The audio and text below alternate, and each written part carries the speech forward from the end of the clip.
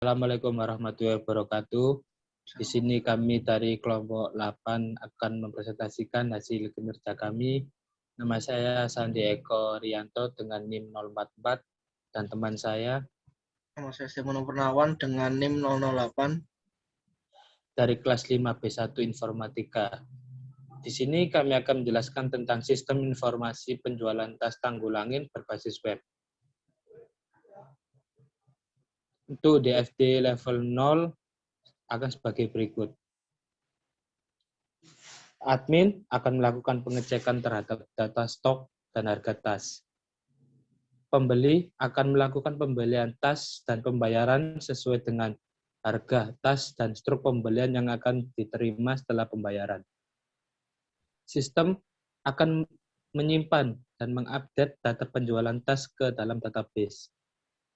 Pemilik dapat melihat total penjualan tas dan stok tas dari sistem. Untuk DFD level 1 proses 1 akan sebagai berikut ini. 1. Admin menginput data harga tas dan data stok tas. Lalu mengecek apakah data harga tas dan data stok sudah benar oleh sistem informasi. Lalu data harga tas dan data stok tas dimasukkan dalam tabel gudang. Dari tabel gudang akan memberikan informasi data harga tas dan data stok tas ke tabel tas. Dari tabel tas akan menampilkan produk tas yang dijual, termasuk informasi data harga tas dan stok yang tersedia kepada pembeli.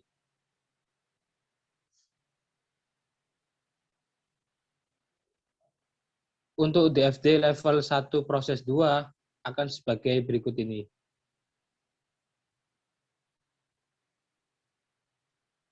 Pembeli melakukan pemilihan produk tas yang diambil dari tabel tas. Data produk yang sudah dipilih akan diinput ke data pembeli tas yang akan masuk ke dalam tabel transaksi.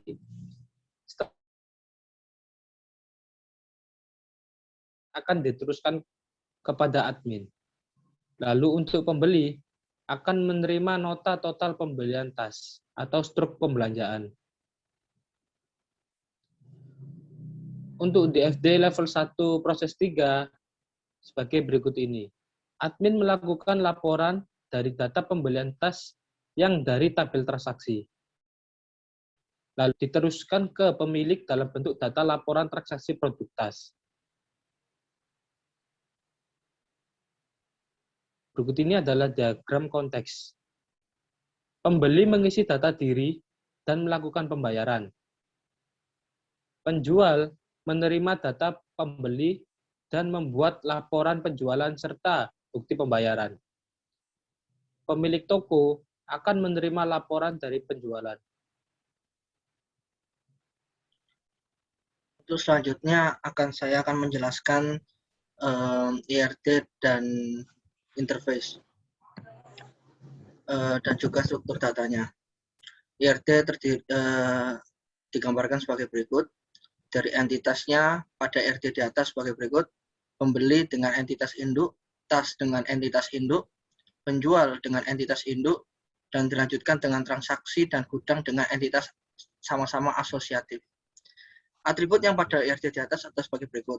Pembeli memiliki atribut ID pembeli sebagai primary key, nama pembeli, alamat pembeli, dan nomor HP pembeli.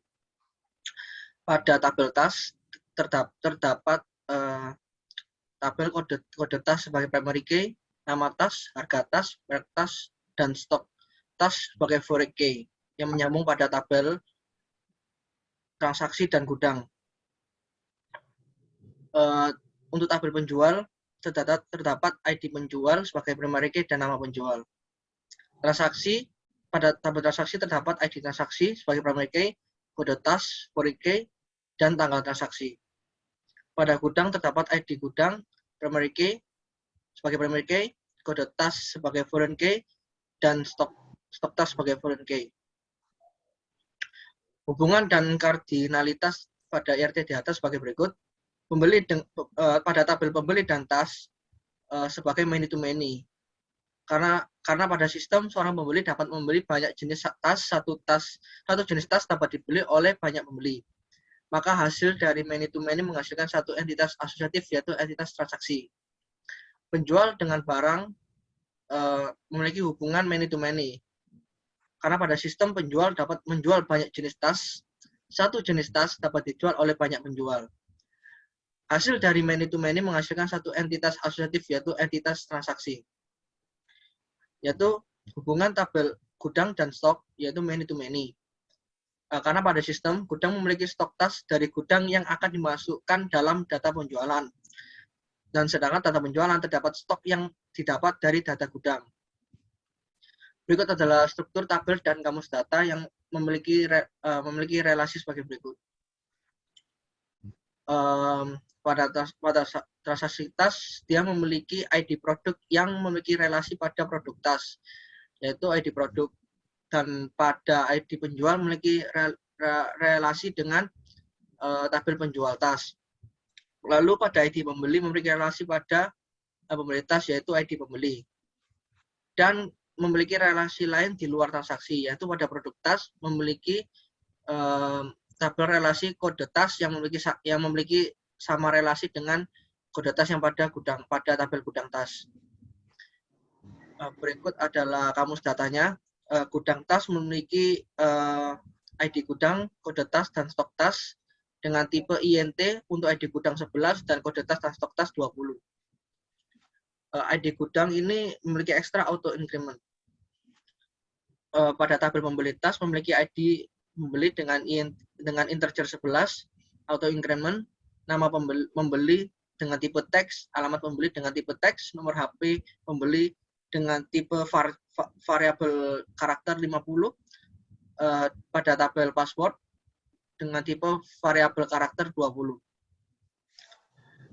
Pada tabel penjual tas, ID penjual dengan integer 11, auto increment, nama penjual dengan tipe teks, dan password dengan tipe variabel karakter 50. Pada produk tas terdapat ID produk dengan integer 11, auto increment, nama tas dengan variabel karakter 20, merek tas dengan variabel karakter 20, harga tas dengan integer 50, kode tas dengan integer 20, dan stok tas dengan integer 20. Pada tabel transaksi tas terdapat ID transaksi dengan integer 11, auto increment, tanggal transaksi dengan tipe date atau tanggal, total transaksi dengan integer 50, ID produk integer 20, ID penjual integer 11, dan ID pembeli integer 11. Berikut adalah interface dari sistem informasi yang kami pilih, yaitu penjualan tas tanggulangan berbasis web.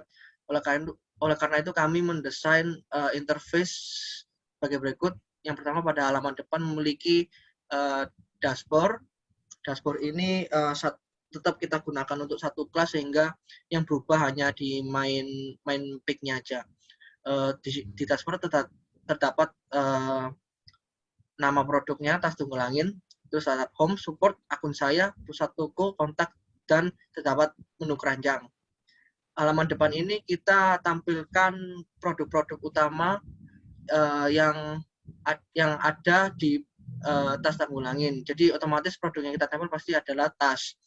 Dan terdapat search untuk mencari produk yang diinginkan oleh user atau membeli. Terdapat kategori tas. Dan di bawah juga terdapat produk-produk yang sama, hanya saja tampilannya lebih kecil, dan footer untuk informasi tentang penjual. Berikut sama, pada halaman list keranjang dan cat pada saat pembeli sudah melakukan pembelian produk.